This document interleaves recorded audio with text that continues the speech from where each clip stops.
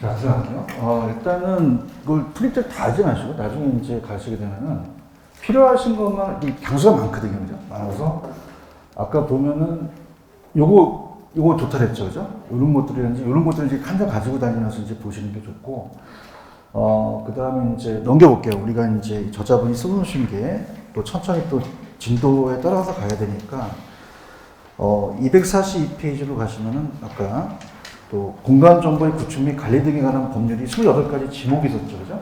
이것도 이제 뭐 이런 것들은 이제 뭐 공시법을 또 잘 하시고 그러신 분들은 28가지 지목이 되는데, 만약에 또 안 되시면은 아까 제가 지목에 대해서 28가지 좀 편법을 해드렸죠.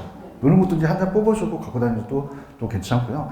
똑같아요, 내용은요. 넘겨보세요. 내용은 똑같은데, 거기 보시면 아까 이 저자분은 이제 공장, 용지, 주차장, 하천, 유원지를 장차 앞으로 1,000원, 장차 1,000원이라고 했었잖아요, 그죠? 이렇게 오셔도 좋고, 그 다음에 아까, 어떻게 돼요? 제가 유원지, 하천에 놀러 갈 때는 공장의 주차장을 이용하라. 유원지, 하천, 공장, 주차장 이렇게 암기해서 좋고요. 그 다음에 전달이라는 예체는 저는 물 상시로 이용해야 안 해요. 안 하고, 저는 이용하죠, 그죠? 뭐 이런 것들. 그 다음에 이제 밑에 가시면은 아까 제가 국어하고 유지를 바꿔냈다 그랬잖아요. 그래서 이제 만약에 용수 배수가 들어가면 이건 뭐예요? 국어. 그 다음에 아까 유지라는 건 물을 어떻게 됩니까? 유지 저장하는 거죠. 그래서 이 저자분이 해놓으신 게 뭐 이렇게 해도 돼요. 뭐 따라서 배구, 수구. 그러면 우리가 어떻게 돼요? 배수나 수구 이렇게 국어는 용수 배수가 들어갔죠. 물을 유지한다는 건 저수지 같은 거 이런 것도 유지다. 이렇게 보시면 되고. 그러면 가끔가다 우리가 학계론이 어려운 게 다 나와요. 그죠? 아까 제가도 약간 민법을 터치하는 것도 그렇지만은 지역권 설정할 수 있다 그랬잖아요. 그럼 아까 혜택을 받으면 무슨 지였어요? 의혹지가 혜택을 주면요. 이게 나왔었거든요. 감사평가시 문제. 그러니까 왜냐면 대지라는 자체가 대지는 아까 지적법상의 대와 건축법의 대지와 자료용 모양의 대지가 똑같을까 다를까? 달라요. 논란이 됐기 때문에 그렇게 된 것 같아요. 그러니까 어떻게 감정평가 나왔냐면 랭지는 감가가 되겠죠. 근데 만약에 지역권 설정을 하고 감정평가를 하게 되면 가격이 낮을까요? 높이 올라갈까요? 올라갈 수 있다는 거죠. 지역권 설정하면. 이렇게 해서 나온 적이 있었고, 그 다음에 이제 후보지 이행지까지 갔었고, 또 넘겨볼게요. 그러면 이 저자분 또 쓰신 게, 또 어떤 걸 해놓으셨냐면, 밑에 보시면 국계법이라고 하죠. 국토계획 및 이용에 관한 법률이라는 게 나오나요? 자, 이건 제가 정책 파트에 좀 뺐거든요. 근데 우리가 용도지역은, 오른쪽에 보시면은 어떻게 돼요? 도관농자라고 돼 있잖아요. 그죠? 그 다음에 도시는 주상공로, 이렇게 보시면 되고, 그 다음에 용도지구, 지역끼리는 중복지정할 수 없죠. 근데 다른 거는 그냥입니까? 다 됩니까? 되고, 우리가 또 안기기법이 뭐, 취재진 보고 경복 화재 같은 지구라든지, 뭐, 제수시도 이런 용도구역인데, 이건 충분히 공법을 공부하신 분들은 그게 크게 뭐 어렵진 않아요. 근데 올해가 뭐가 뜨냐면, 항상 제가 얘기했는데, 올해 이제 건축법이라는 게 좀 바뀌었죠. 자, 우리가 염리 아시다시피 넘겨보시면 그거 있잖아요. 도시형 생활주택. 원룸이라 그래요? 소형주택이라 그래요? 요게 올해 나올 것 같은 생각이 들어요. 그죠? 그래서 느낌이 확 오는데, 일단은 주택에 대한 분류는 그렇게 많이 출제되지는 않습니다. 주택의 분류는 이제 27, 28에 나왔다는 얘기죠. 그럼 우리가 요번엔 이제 32대 또 나왔고, 32대 왜 나왔냐면, 작년에 나왔는데, 다중주택 아시잖아요. 바닥 면적이 원래는 330인데 얼마나 바뀌었어요? 660으로 바뀌었기 때문에 나왔거든요. 그죠? 근데 만약에 또 나온다면 올해 그냥입니까? 또 요게 도시형 생활주택이 바뀌었습니까? 바뀌었기 때문에 나올 수도 있다라는 얘기죠. 그래서 지금 244페이지 가시면 건축법상 주택 부분이라는 단어가 있을 거예요. 찾으셨습니까? 건축법하고 주택법이 똑같아요? 달라요? 다르죠. 다르기 때문에 우리가 이제 그 두 가지를 이제 봤을 때는 주택의 정의도 나왔을 거예요. 주택이라는 것은 건축물의 전부 또는 일부를 또 그 부속시설 토지를 갖고 이제 우리가 주택이라고 하는데, 건축법은 따로 4개. 주택법은 3개니까 2개가 빠지죠. 뭐가 빠지냐면, 따로 공간, 기숙사. 그럼 공간과 기숙사는 건축법상에는 들어가지만 주택법에는 들어갑니까? 안 들어갑니까? 안 들어가요. 그래서 이렇게 해보세요. 내가 본 주택에, 따로 주택에 공기가 없다. 그럼 주택은 공간과 기숙사가 있어요? 없어요? 없죠. 그럼 넘겨보세요. 기숙사라는 것은 준주택이 들어가요. 무슨 주택이 들어갑니다? 준주택. 그래서 이제 본다면, 우리가 왜 제가, 연세대 기숙사 기억하십니까? 네. 그럼 공동과 단독이 똑같아요? 달라요? 다르거든요. 그래서 연세대 기숙사를 이제 암기하시면은 자, 연세대 기숙사는 그냥요. 이거는 공동에 들어가요. 나머지는 뭐에 들어갈까요? 단독. 그럼 단독을 암기할 필요가 없잖아요. 그죠? 근데 아파트는 그냥입니까? 아파트는 층수만 나옵니까? 그럼 면적과 관계없이 5개층 이상 나오면 무조건 누구 찍으셔야 돼요? 아파트고. 초가 나오면 누구죠? 초가. 연립반 초가 들어가죠. 그죠? 그래서 연초라고 이제 암기를 하셔서 보시고요. 그럼 우리가 이제는 330이 있어요? 다 660이에요. 330이 나오면 안 되겠죠. 그죠? 그래서 이제 이렇게 해서 공동은 4층. 그래서 얘가 연세대 갔어요. 따라서 연세 가다. 연세까지는 그냥요, 공동이에요. 연립 다세대는. 근데 단독은 다가구하고 다중은 단독이 들어가죠. 근데 이제 이게 나왔거든요, 작년에. 그럼 다중이라는 놈은 330이겠어요? 660이겠어요? 근데 우리가 학생이나 공장이에요? 직장인이에요? 공장에 들어가면 기숙사죠, 그죠? 이렇게 들어가고. 근데 여기 다 닫았으니까 19세대 이하가 나오면 이건 그냥요, 이건 다가구야. 다가구다. 이렇게 보시면 됩니다. 그래서 이 저자분은 해놓으신 게, 이 저자분에 대한 내용도 한번 볼게요. 거기 보시면은 245페이지 가시면은 맨 밑에 그림이 하나 보이시죠?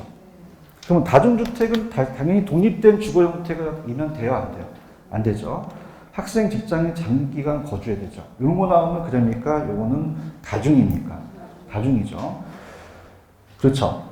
한 사람이 다 갖고 있으면 단독이라고 하는데, 뭐, 그까지는. 아까 층수도 있었고, 그 다음에 이제 메뉴에 가시면 준주택이라는 단어가 있나요? 자, 준주택은 이제, 그죠? 제가 이제, 오노가 기어다니다. 오노기다. 오피스텔, 노인복지주택, 기숙사, 다중생활시설이 있죠. 자, 우리 시험 문제는 몇 지선다죠?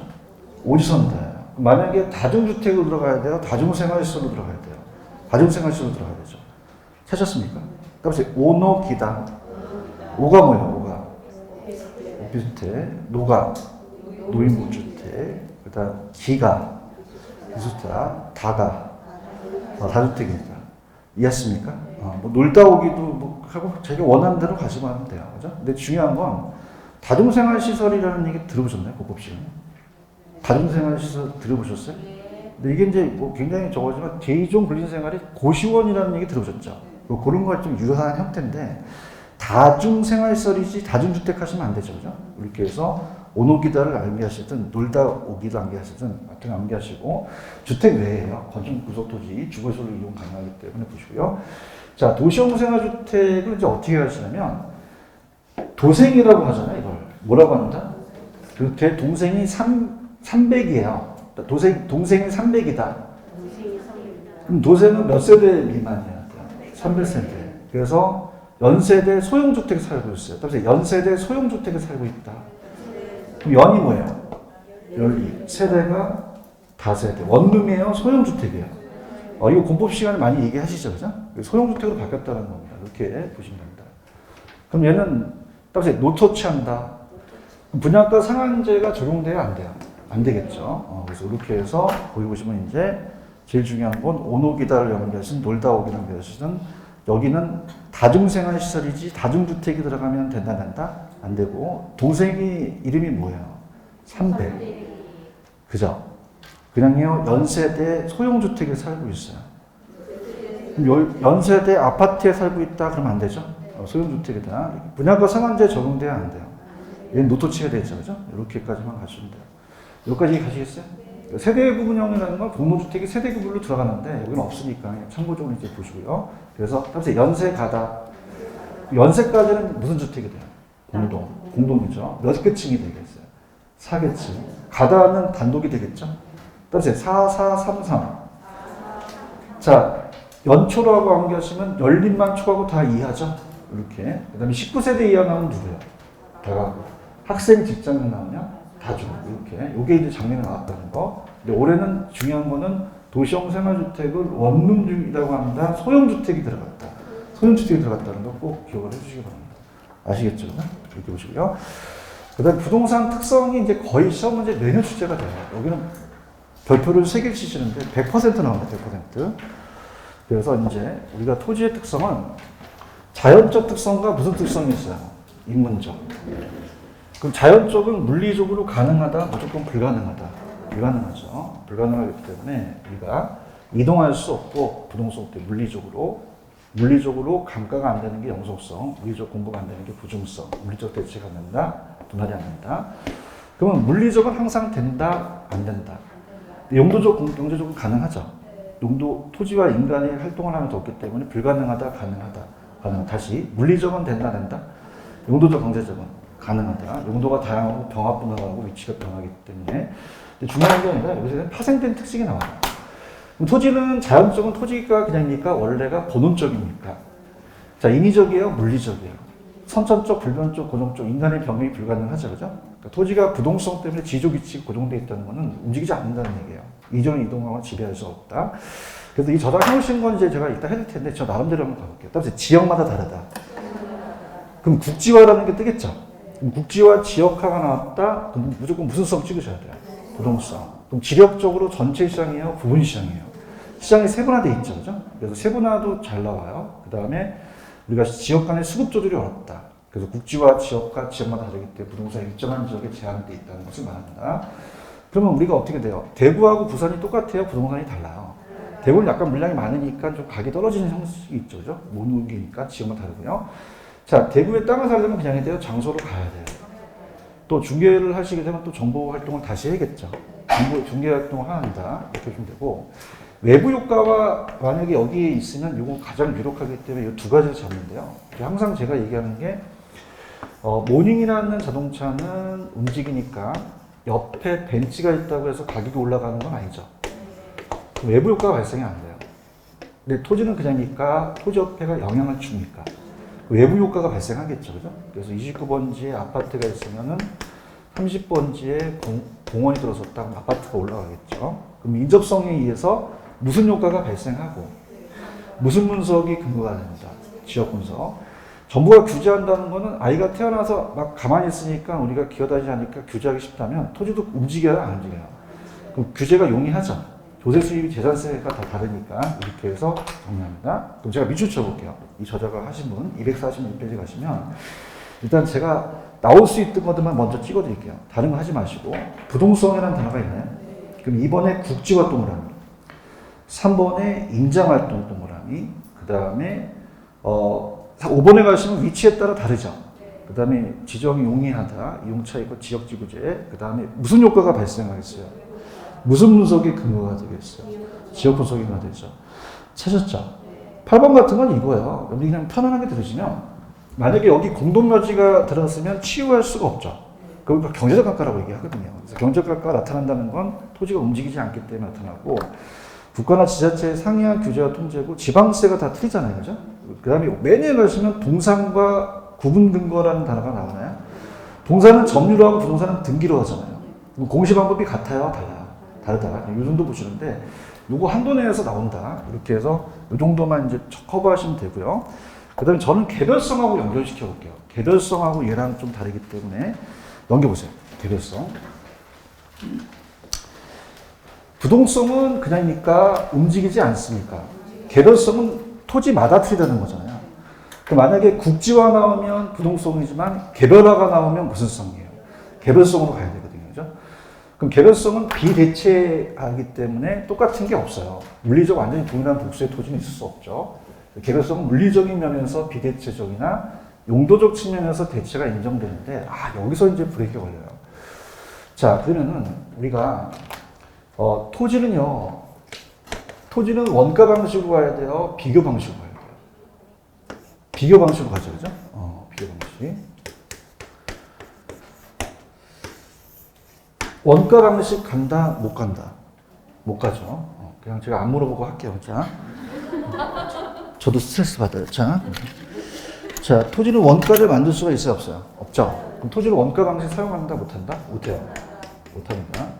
그러니까 이 분필이나 건물 같은 건 그냥요, 만들어낼 수 있잖아요. 그럼 예를 들어서 100원으로 만들고 얘가 10원이 날아가게 되면 단가가 되잖아요. 그러면 어떻게 돼요? 얘나 건물이나 다 원가 방식 사용할 수가 있는데 토지는 만들어낼 수 있다? 없다? 부중성 때문에 생산이 안 되잖아요. 감가가 돼야 안 돼요. 안 되니까 영속성 때문에 무슨 방식 사용할 수 없다? 원가 방식. 그럼 무슨 방식으로 가야 돼요? 비교 방식으로 가야 되거든요. 근데 우리가 봤을 때는 우리 학원 근처 상업용지인데 저쪽이 건너편에 있는 토지와 여기가 물리적으로 똑같아요? 물리적으로 달라요? 아니면 똑같은 건 없잖아요. 비교하기가 어렵거든요. 그러니까 비교라는 것은 달라야지 비교해요? 비슷해야지만 비교해요? 비슷하면 비교하거든요. 갓돌이가 엄마가 야, 너 성적표 몇 등 갖고 왔어? 59등 한 60명 중에서.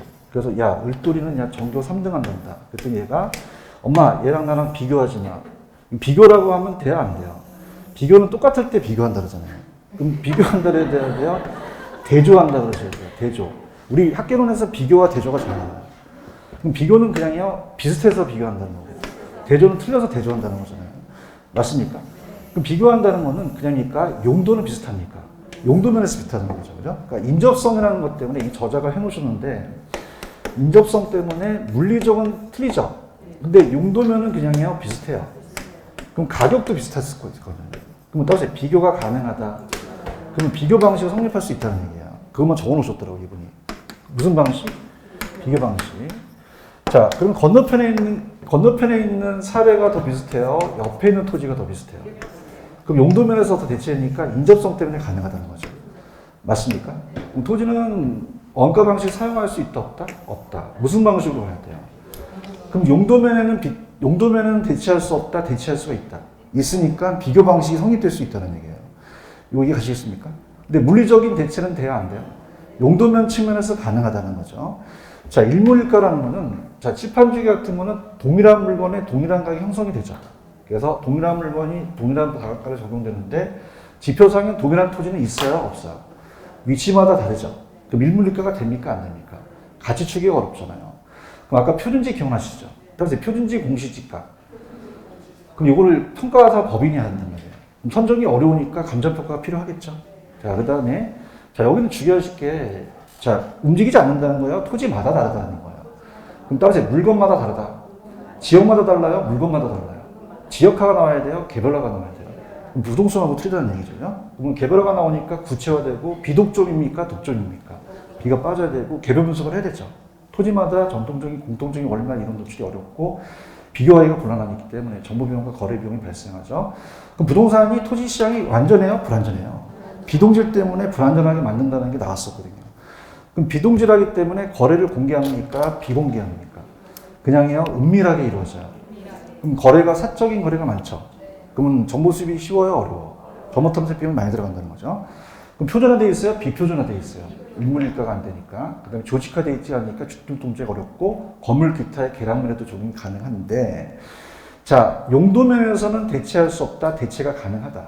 가능하다면, 건너편에 있는 게 더 비슷해요? 옆에 있는 게 비슷해요? 무슨 방식이 성립할 수 있을까요? 비교 방식이 성립할 수 있다는 거죠. 아시겠죠? 근데 이거는 이제 제가 추천해드리는 건 이거예요. 다른 건 안 뜨는데. 자, 무슨 성과 함께, 무슨 분석이 근거가 되고, 무슨 효과에 대한 문제가 발생해요. 요거랑 요거 두 가지만 떠요. 두 가지만. 자, 각각 토지, 그 옆에 토지와 인접하기 때문에, 자, 우리가 만약에 이런 것들은 사이드로 가시는데, 만약에 29번지에 아파트가 있으면은 30번지에, 자, 쓰레기 매입장이 있어야 돼요? 근린 상가가 있어야 돼요? 우리 민법에서 상린관계라는 얘기 들어오셨죠? 그럼 서로 협동적 이용을 해야 된다는 거예요, 토지끼리. 그 다음에 경계 문제를 또 야기시킬 수가 있고요. 정부가 29번지 땅에 정부가 개발을 하면 인접성 때문에 옆에 땅값이 올라간다는 거는 내가 노력해서 그래요? 정부가 개발해서 그래요? 그럼 개발이익이 사유화됐죠? 개발을 사회적 환수라고 하는데 저는 이 두 가지만 찍습니다. 그럼 이 저자가 해놓으신 거 볼게요. 아까 개별성을 한번 가볼게요. 개별성을 가시면은 247페이지 개별성 찾으셨습니까? 대체와 비대체예요. 대체할 수 없다. 일반적인 이론은 표준 도출이 어렵죠. 일물일가 법칙이 돼야 안 돼요. 자, 표준지 선정이 곤란하죠. 그러니까 비교 방식 성립할 수 없게 된다는 건데 상품 간의 대체 관계가 완전한 대체 관계는 안 되죠. 대체 관계가 안 되고 아까 독점에서 B가 들어가야 돼요. 그냥 독점이 나와야 돼요. 독점. 아까 독점 기억하십니까? 그 B가 들어가면 안 돼요. 비독점이 아니라 개별 공급자 독점으로 발생하고 거래가 비동질에서 은밀하게 이루어지니까 거래가 사적인 거래니까 정보 수집 비용이 쉬워요. 비용이 많이 발생해요. 많이 발생하고 지역 분석이에요. 개별 분석이에요. 개별 분석이고 거기 인접성이라는 단어가 나오죠. 인접지와의 협동적 이용, 개발익 사회적 환수 논리, 지역 분석, 그 다음에 뭐 사본 같은 건 참고하시고 외부 효과 발생했죠. 그다음에 우리가 경제적인 대체 경쟁관계 비슷한 가격순이 무슨 방식을 성립하게 해요? 비교 방식 성립하게 하죠. 용도면에서 대체가 가능하니까 그죠? 이렇게 해서 정리하시면 돼요. 여기까지 가셨죠? 가셨고 그 다음에 두 가지를 이제 묶어볼게요. 전 페이지 가시면 부중성하고 영속성을 한번 묶어보세요. 얘네들이 이제 둘까지가 헷갈리거든요. 부중성하고 영속성이 헷갈리기 때문에 부중성은 소모되지 않는다는 거예요. 생산이 안 된다는 거예요. 영속성은요. 소모가 안 된다. 그럼 파생되는 특징이 같을까요? 당연히 다를까요? 다르죠. 그래서 이제 부중성서부터 한번 가볼게요. 부중성하고 영속성이 좀 틀리겠죠. 부중성은 이 토지가 만들어낼 수가 없죠. 그럼 생산이 돼요, 안 돼요? 토지를 생산하기가 어렵잖아요. 그 토지 면적이 불변이라는 얘기죠. 그래서 토지는 생산하기가 어렵기 때문에 토지는 생산이 된다, 비생산성이다. 비생산성. 면적이 자 무한해요, 유한해요. 제한돼 있죠, 그죠? 그 생산비 투입해서 만들 수가 없어요, 절대량을. 우리가 새우깡이나 이 칠판 중에는 생산해서 물량을 많이 늘릴 수 있잖아요. 그러면 매립이나 간척이라는 것은 자 예를 들어서 우리가 바다가 있고요. 우리가 임지 아까 봤던 농지 택지가 있으면은 농지가 택지로 바뀐다는 건 물리적 양을 늘린 겁니까? 이 안에 용도가 전환된 겁니까? 매립한 것도 부중성이 이해가 없죠. 그래서 이 매립이라는 간척지는 자 이건 그냥요 용도적인 공급이에요. 자 이거는 따라서 어떻게 돼요? 결코 토지 물리적 공급을 위한 건 아니죠. 그래서 부중성에는 예외가 있다 없다. 없다라고 하셔야 되죠. 할 수 없다. 이렇게 보시면 되고요. 그 다음에 이제 갈게요. 어떤 것들이 이제 중요하나 볼게요. 자 여기 이제 우리 여러분이 느끼시는 바가 물리적 공급은 되나요? 안 되나요? 안 돼요.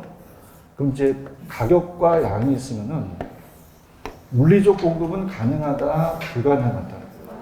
무슨 성 때문에? 예외가 없다고 하셔야 되죠. 그럼 이 토지의 공급 곡선이 어떻게 생겼다고 보셔야 돼요? 완전 비탈했죠. 수직이죠. 근데 용도적 공급은 가능하죠. 그럼 가능하다는 거는 그냥입니까? 공급 곡선이 우상향합니까? 우상향에서 늘릴 수 있다는 얘기잖아요. 탄력적으로 용도가 다양하기 때문에. 이 두 가지가 가능한데 이게 많이 노려요. 그럼 보세요. 항상 물리적은 된다 안 된다? 용도적은요? 가능하다. 그 물리적이 불가능하다는 건 무슨 성 때문에? 부중성 때문에. 경질 공급이 가능하다는 건 용도의 다양성 때문에. 또 이 곡선까지도 생각을 해보시고요. 자, 파생되는 특징은 자, 칠판 중에는 생산비를 내면 가격을 매길 수 있는 게 생산비 법칙이거든요. 자, 얘를 그냥요, 생산이 가능해요. 그럼 생산비 법칙은 뭐냐면 생산비가 1,000원이면 거기에 생산물 가격을 매길 수 있죠.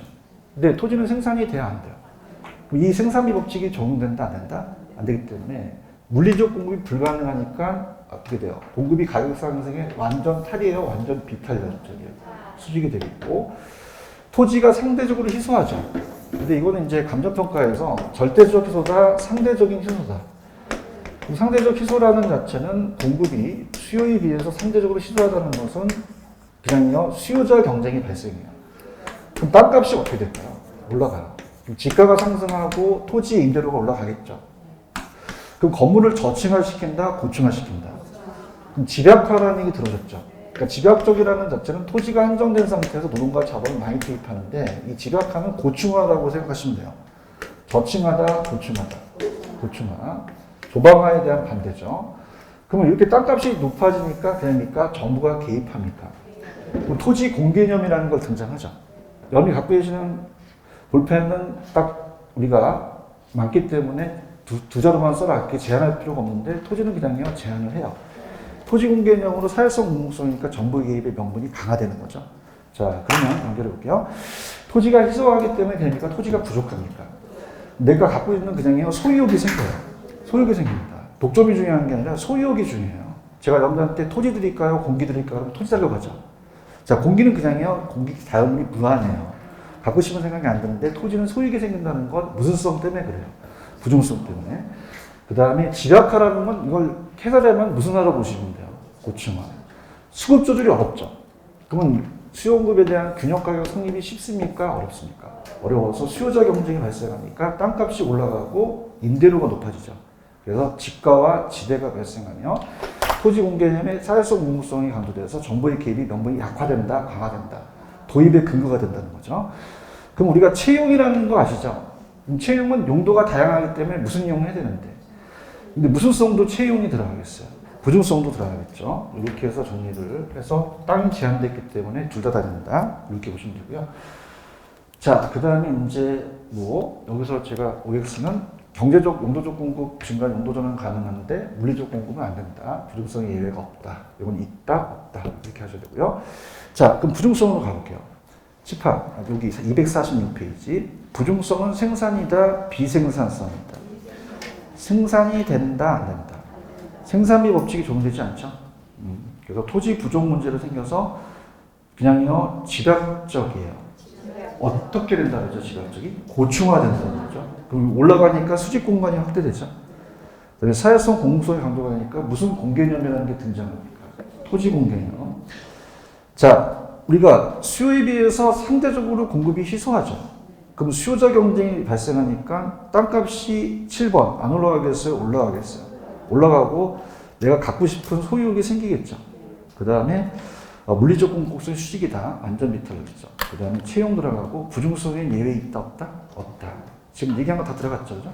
영속성은 안다. 영속성은 소모가 된다 안 된다? 안 돼요. 우리가 물리적으로 줄지 않는다는 거예요. 근데 중요한 거는 물리적인 면을 말하는 것이지 경제적인 면을 말하는 건 아니죠. 그러니까 무슨 말이냐. 우리가 지금 여러분들이 이 분필은 쓰면 그냥니까 소모됩니까? 없어지잖아요. 근데 토지는 소모가 돼야 안 돼요. 안 되죠. 이 면적이 안 바뀐단 말이에요. 그렇죠. 그러면 감가가 안 된다는 거는 경제적이 안 된다는 거예요? 물리적이 안 된다는 거예요? 경제적은 가능하다는 게 아까 잠깐 이 저자분이 써놓으신 29번지 아파트가 있으면은 30번지에 공동묘지가 들어갔으면 자, 이 토지가 물리적으로 없어진다는 거예요? 경제적 가치가 떨어지는 거예요? 치유할 수가 없으니까 경제적 감가가 가능하죠. 그럼 감가라는 것은 항상 무슨적 감가가 배제된다. 물리적이 안 된다는 거예요. 맞나요? 경제적이 안 되는 거예요? 물리적이 안 되는 거예요? 경제적 가치는 떨어질 수도 있다는 거죠. 그죠? 그래서 물리적 감가가 안 되고 자, 우리가 이 칠판 중에는 생산만 되는 게 아니라 소모됐다가 나중에 재생산할 수가 있죠. 근데 토지는 소모가 돼야 안 돼요. 그럼 다시 만든다는 얘기를 할 수 없잖아요. 따라서 재형이 그럼 재가 나오면 부중성이에요? 영속성이에요? 영속성. 그래서 우리가 물리적 감가가 안 되고 소모를 전제로 하는 재생산 이론이 적용된다 안 된다? 안 된다. 물리적은요. 건물 같은 거는 마모되거나 파손될 수 있잖아요. 토지는 그렇게 절대 안 된다는 얘기고 재생산은 그러니까 다시 만든다는 겁니까. 일반적 제한은 소모되니까 다시 생산한다는 말을 쓸 수 있어요. 그래서 이러한 소모와 재생산의 과정이 반복되다 보니까 되는데 토지는 소모가 된다 안 된다? 재생산이 필요가 없죠. 그럼 재생산만을 쓸 수 없죠. 재건축은 쓸 수 있잖아요. 건축이니까. 이렇게 해서 무슨 수성 때문에 그래요? 영속성. 물리적으로 없어지지 않으니까 남을 빌려줄 수 있죠. 그러니까 내가 소유해서 매각을 대감을 가꿀 수 있고 임대 수입이나 이용 이익을 가꾸게 되니까 임대차 시장이 발달되어 있다는 거예요. 여러분들 보시게 되면은 우리가 만약에 이 빌려준다는 거는 빌려주면 그냥요 다시 와야 돼요. 빵 같은 건 빌려줄 수가 있어요 없어요? 파리바게트에서 5,000원짜리 빵을 샀는데 1,000원만 달래. 쉬는 시간에 갔다 왔더니 그냥 다 터졌어. 그럼 다시 와야 되죠. 그럼 자동차도 렌트카, 주택도 전세지가 있지만 제일 오래 가는 건 그냥니까 토지니까. 무슨 시장이 발달되어 있어요. 그럼 내가 장기 투자할 수 있죠. 그래서 임대료도 받을 수 있고 양도차익도 다 얻을 수가 있고요. 부동산 가치는 이제 토지가 감가가 안 되니까 수익하는 법이나 이제 관리도 중요하겠고요. 그래서 우리가 이 여성분들도 이 수명이 오래되다 보면 그냥 내가 관리를 잘해야 돼요. 40세가 50세로 볼 수 있죠. 그죠? 이렇게 봅니다. 그러면 가치 보동이 우세해서 투자자로 선호한다는 거는 내가 2억 주고 BMW 산 거와 토지 가치는 10년 있다는 토지 가치가 세죠. 그냥요 가치 보동이 우수해요. 투자로서 우리가 선호하고 그냥니까 장기적 배를 해야 되니까 장래 예측을 한다는 거잖아요. 여러분들 오래 가니까 그냥요 장래를 봐야 돼요. 봐야 되죠. 하루살이가 딱 있는데 하루살이는 그냥요 하루만 살아요. 그럼 얘는 장래 생각할 필요가 있어 없어요? 얘 딱 잡아갖고 너 장래 희망이 오니? 그럼 난 죽이려고 할 거예요. 그죠? 그럼 그냥 이제 장기적 배려를 해야 돼. 장래를 예측하죠? 가치라는 거 배우셨나요? 평가사가 전문으로 가는 건 가격이에요, 가치예요. 그 장래익을 현재 가치로 매긴다는 가치가 또 나오게 되겠고요. 직접 수익하는 법이라는 것도 될 수 있습니다. 저만이 이렇게 해놨는데요. 아까 따라서 재영이 재생산이 안 된다는 거는 이건 무슨 성 때문에 그럴까요? 영속성. 생산비 법칙이 안 된다는 건 뭐예요? 부중성이죠. 생산할 수가 없으니까 이렇게 보시면 되고. 자, 부동성은 따라서 지역마다 다르다. 그럼 어떻게 나오셔야 돼요? 지역화, 국지화 이런 게 나와야 되죠. 지역 분석 이런 게 나와야 되고. 이건 개별성은 자, 따라서 개별화, 개별 분석, 독점화, 물건마다 다르죠. 지역마다 다르다, 물건마다 다르다 잘 하셔야 되고. 그 다음에 아까 외부 효과 지역 분석은 두 가지가 있어요. 자, 따라서 부동성, 인접성, 채용 두 가지죠. 어떤 게 있어요? 용도의 다양성하고 부중성이 되겠죠. 그죠? 이렇게 해서 우리가 두 개가 나온다. 이렇게 가져가시면 끝나요. 자, 영속성 가볼게요. 영속성. 자, 246 밑에 영속성 찾았습니까? 소모가 돼야 안 돼요? 무슨 적 단가가 안 돼요? 물리죠. 소모가 안 되니까 무슨 생산을 할 수 없어요. 대생산 넘기시죠. 넘기시면은 자, 가치 보존이 우수해서 또 수익이 영속적으로 발생하고 장기적 배려하니까 그냥 이제 장래를 예측해야 돼요. 임대차 계약 가능하다는 것은 소유가 이미 분리돼서 임대차가 발달돼 있죠. 소득이득 임대료와 자본이 계속적으로 발생할 수 있고 지속적인 관리가 필요하죠. 아시겠죠? 아까 따지 영재. 자, 아까 재생산이 안 된다는 건 무슨 성 때문에 그래요? 영속성 때문에 그렇죠. 그죠? 영재. 그래서 이렇게 해서 암기하셔도 됩니다. 자, 그 다음에 이제 그렇게 보시고, 그 다음에 오른쪽 가시면 248에 가시면 인문적 특성이라는 단어가 나오나요? 자, 인문적은 좀 출제 가능성이 작아요. 그래서 인간이 개입돼서 생기는 물리적이야, 얘는 인위적이야. 후천적이고 가변적인 인간이 변경시킬 수 있죠. 그래서 용도의 다양성이 가장 유력합니다. 별표처럼 보세요. 용도의 다양성 하나 나올 가능성이 나와요. 다른 것들은 나오기 좀 그렇고. 용도가 다양해요. 그래서 이제 다용도성이라고도 하고 변한다, 변형성. 토지 여러 가지 용도로 사용될 수 있기 때문에, 즉 토지는 주상공으로 기타 용도로 여러 가지 용도로 사용될 수 있기 때문에 용도의 다양성, 변형성이라고 하는데 채용이 제일 중요해요. 무슨 이용이 된다? 채용은 부동산에서만 쓰는 말이죠. 이 칠판 중에는 그냥요, 이건 일반 재화예요. 그러면 얘는 생산할 수 있으니까 채용할 필요는 없죠. 자, 토지는 그냥입니까? 용도가 다양합니까? 얘는 다양하지 않으니까 채용할 필요가 없죠. 부동산에만 쓰는 말이에요. 그래서 토지용 우선순위를 정할 때 채용이라는 자체는 두 가지가 들어가고, 자, 이행과 전환이 가능해서 무슨 쪽 공급이 가능하게 합니까? 용도 전환을 통해서 농지와 택지로 후보지 이행지에 대한 우상향하는 곡선이 되겠죠? 자, 그럼 가볼게요. 용도의 다양성은 무슨 용의 판단 근거가 제일 중요할까요? 채용이고, 주어진 용지에 어떤 용도를 하지라는 적지론인데 그냥 참고하세요. 거의 안 나옵니다. 상조적 용이고 이행과 전환을 통해서 경제적 공급 가능하나 부중성 때문에 물리적 공급 불가능했죠. 이것만 후보지 이행지 발생인데 찍어드린다면 1번하고 4번만 떠요. 몇 번하고 몇 번? 그거 두 가지만 가져가세요. 넓힐 필요가 하나도 없습니다. 토지를 병합한다, 분할한다는 얘기 들어보셨나? 자, 그럼 토지가 그래, 인간이 그래. 그럼 토지용 목적에 따라 토지 면적을 물리적이야, 인위적이야. 합하거나 나눌 수 있죠. 그래서 이것도 내가 선별해드리면 1번만 나와, 1번만. 1번의 별표. 아직까지 공인중개사에 안 떴거든요. 뭐의 다양성을 지원해줘? 병합을 잘하거나 분할을 잘하게 되면 가치를 높여주죠. 그래서 용도의 다양성을 지원해서 토지를 다양하게 용도를 이용한단 말이야. 그래서 2번은 내 말 믿고 1번만 가. 몇 번만 가? 자, 3, 4번 다 지워. 안 나와. 몇 번만 가라? 1번도 나올까 말까야. 공인중개사 아직 안 떴기 때문에. 그 다음에 토지를 합병할 때 값어치가 올라가요? 감가될 수도 있어요. 분할할 때도 마찬가지죠. 근데 뭐가 중요하냐면, 병합 분할은 그냥입니까? 행정 규제가 수반됩니까? 법적 절차를 거치겠죠?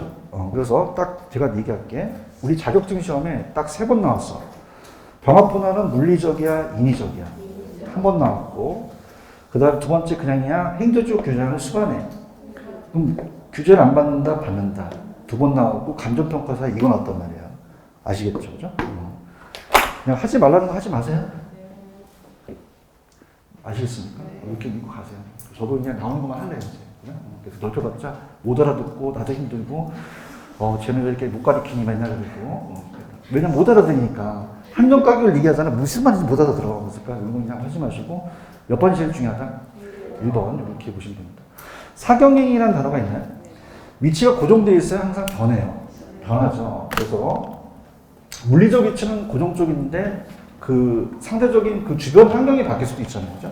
그래서 사경행이라는 자체도 예전에 떴는데 요즘 뜸한데 감정평가사 시험 문제 사경행을 바꿔서 나왔었거든요. 그럼 토지의 자연적 물리적 위치는 불변이지만 인문적 환경은 바뀌죠. 위치가 변하는데 자, 사회적에다 동그라미 쳐보세요. 이건 그냥니까 인간 관련됩니까? 인간. 인구, 주거, 공원, 학교, 공공시설, 뭐 공장, 전입, 공원의 폐지, 학교 이전, 이런 간행 같은 거. 경제적은 그냥요, 수익과 관련돼요. 교통체계가 중요하다 그랬죠, 그죠? 교통체계, 철도, 도로, 이런 것도 영향을 주고, 그 다음에 기술혁신 산업구조가 이제 2차, 3차, 4차 산업까지 가고 있죠. 그 다음에 이제 세부담이라는 건 세금이나 이자 부담 같은 걸 얘기를 해요. 동그라미 쳐드릴게요. 자, 사회적은 그냥 아무것도 없네, 미치는. 사회 찾았어요? 따라서 인간 관련된다.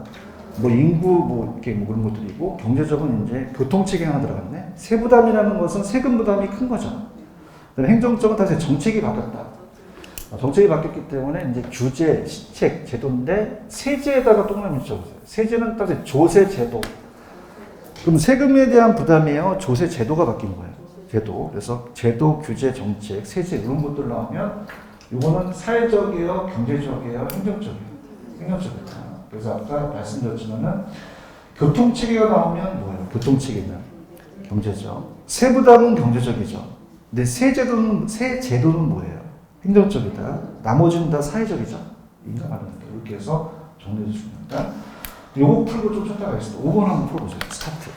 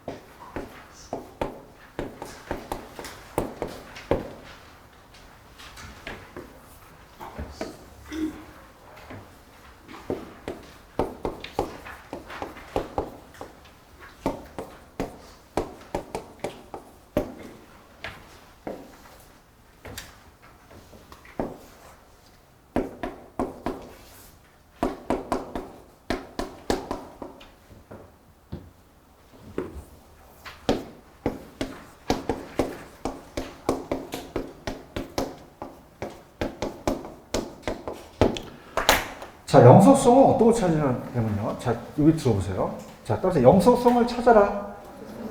그럼 안에가 지문이 틀린 집은 아니죠. 그 단어를 찾으시면 좋아요. 따라서 소모, 감가상각, 장기, 가치보존료 무수, 장기나 임대차 시장 나오면 무조건 무수성이에요. 영속성을 찾는 거예요. 아니, 그러니까. 자, 지금 이 지문에서 틀린 건 맞는 게 아니라 영속성을 찾으니까 글씨를 찾아내는 거예요. 자, 뭐가 나오면? 또 뭐가 나오면 무조건 무슨 성이야? 영수성이고 장기 가치보증소, 장기 임대차 시장 무조건 영수수식이셔야 돼요. 맞나요? 그럼 기업은 무슨 성이라고 생각하세요? 집약적 이용은 부증성이죠. 토지 부족해서. 그래서 이거는 찾는 거기 때문에 스킬이 중요해요. 그죠? 그래서 토지 집약적 이용하고 토지 부족이니까 무슨 성? 부증성. 제가 소모 나오고 감가상각 나오면 무슨 성이야? 영수성이라는 거죠. 아시겠습니까? 근데 만약에 시험 문제가 영속성 때문에 소문을 전제로 하는 재생산과 물리적 감가상각 이론이 적용된다 그러면 될까 안 될까? X잖아요. 아시겠습니까? 그러면 무슨 말이냐? 이 지문에서 지문이 틀린 거를 찾아라는 게 아니라 영속성을 찾으니까 단어를 찾아낸다는 얘기예요. 아시겠습니까? 임장 활동해야 되고 지역 분석을 한다는 건 무슨 성이에요? 부동성. 집약화가 또 나왔죠. 왜냐하면 이게 기출이 2번 됐었기 때문에 그래요. 집약화 시킨다. 토지 공급이 조절이 곤란하다. 무슨 성? 부정성. 장기 나오고 같이 보는 우수함은 무조건 무슨성, 영소성. 장기비로 같이 보는 우수. 장기 나왔죠? 무슨 성이에요? 영소성. 자본이득, 소득이득을 얻을 수가 있죠. 자본이득은 양도 차익이고 소득이득은 임대료거든요. 그럼 어떻게 시험에 나왔었냐면 지금 토지 가격이 하락하더라도 그냥요 매각을 미룰 수도 있어요. 영소성 때문에 그죠? 이렇게 보시면 되고 국지화 나오면 무슨 성 때문에 그래요? 부동수. 오래 가니까 내가 매각 대금 사용이익에 대한 임대료 분리시켜서 임대차 시장 발달했다? 영소성 지는 거죠. 외부 효과는 두 가지예요. 주변에 일어난 환경 조건의 외부 효과는 두 가지가 무슨 성? 부동성하고 인접성을 지는 거죠. 맞나요? 그러면 여기서는 영소성만 찾으면 몇 개가 되겠어요? 4개가 되겠나요? 이렇게. 이거 할 수 있겠어요? 이렇게 할 수 있습니다. 이렇게 보시고, 그 다음에 저만 이제 해놓은 거니까 다시 한번 보세요. 좀 제일 많이 어려워하시는 게 비교예요. 자, 그러면은 이게 좀 잘 안 보일 수 있으니까 부동성은 그냥요 지역마다 달라요. 개별성은요 물건마다 다르잖아요. 똑같습니까? 다르니까 달라요. 그러면 부동성은 어떤 단어가 나오겠어요? 지역. 국지화, 지역화, 지역 분석이 나오죠. 이건 물건마다 다르죠. 그럼 그냥니까 개별이라는 게 나옵니까? 특히 비의 독점화의 비가 들어가면 돼요, 안 돼요? 독점은 그 한 사람밖에 없거든요. 그 다음에 이거 잘 안 보이니까 이건 무슨 생산이 안 된다는 거죠? 재생산. 아까 재영이 기억하시죠? 그럼 재생산이라는 건 얘가 그냥 소모가 안 돼요. 그렇기 때문에 다시 만들 수 없다는 거죠. 근데 생산비 법칙이 안 된다는 것은 무슨성 때문에 그래요. 부중성은 생산할 수가 없으니까. 아시겠습니까? 다시요. 재생산이 안 된다는 건 생산비 법칙이 안 된다는 건 부중성이죠. 아시겠죠? 학교론에서는 두 가지가 들어가는 게 있어요.